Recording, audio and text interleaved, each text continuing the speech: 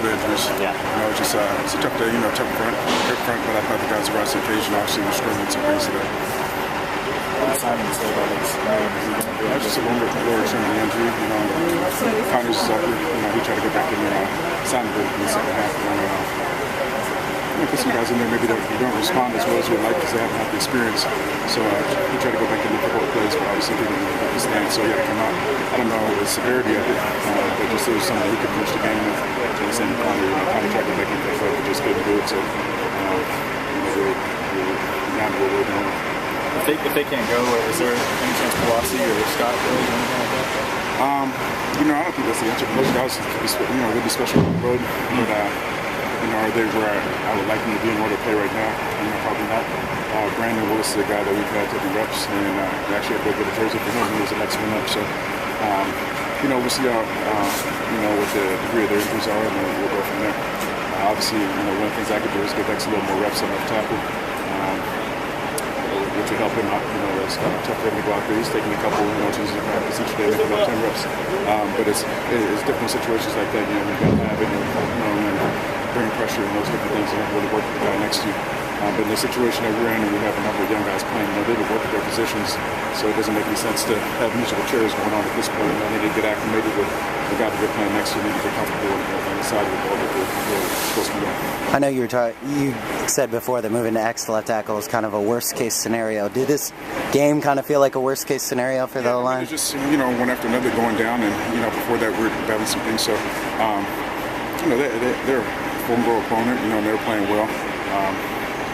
It just got to a point where it comes down to there's not another guy that can play tackle.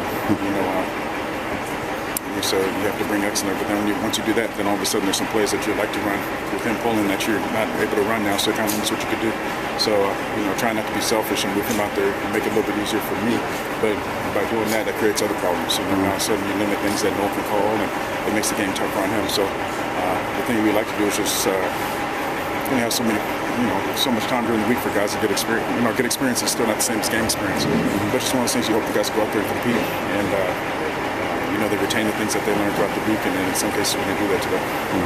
If any of the injuries are significant, who do you think will get the most increase in reps? It just depends. It all depends on who the guy is that's out. Simon's out. Changes a little bit. Connor's out. It just depends. There's some other guys who got hands. Carl came back. He's a guy that just established no trouble. Yesterday morning. He's a guy that I have. So. It just remains to be seen. There's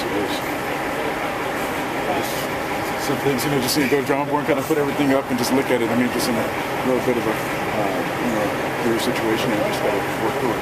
Does it feel like kind of deja vu from last season with this sort of thing, depth being depleted? A little bit. It's just different now. We actually have, it's one of the things I talked about. We have numbers, and we have some guys that, there's a couple guys that be special down the road, and there's some other guys that be really good players.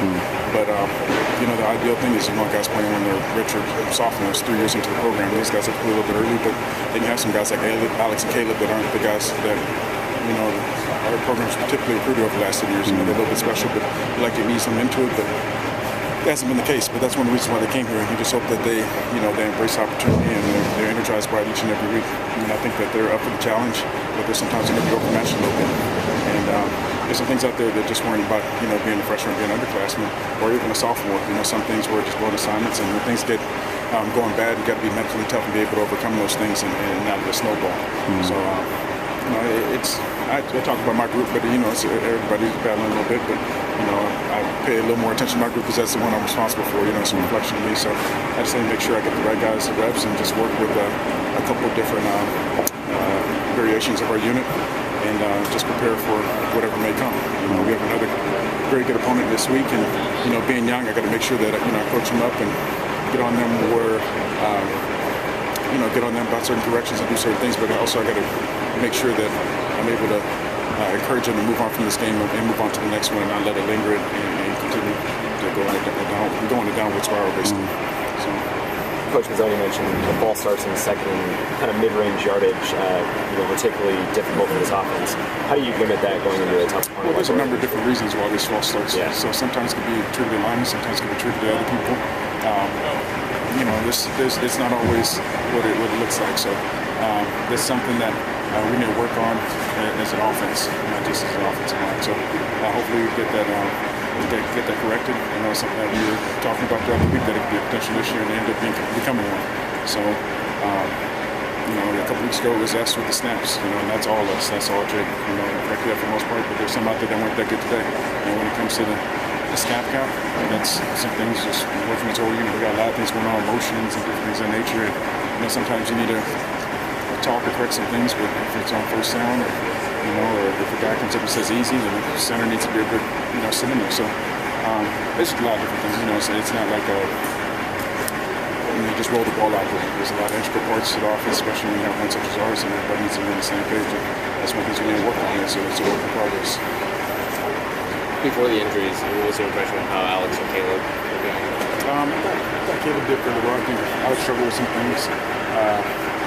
It's kind of hit and miss. He needs to be a little more consistent. I thought for the most part Caleb did a pretty good job throughout the game. Regardless of who was next to him, kind of played actually, he had access to. But regardless of what the situation was, sometimes calls can be made different things, and I thought he did a very decent job. It's never as good as you think it is, never as bad as you think it is. I just have to see what it looks like on film. When I get out, I thought he did a pretty good job.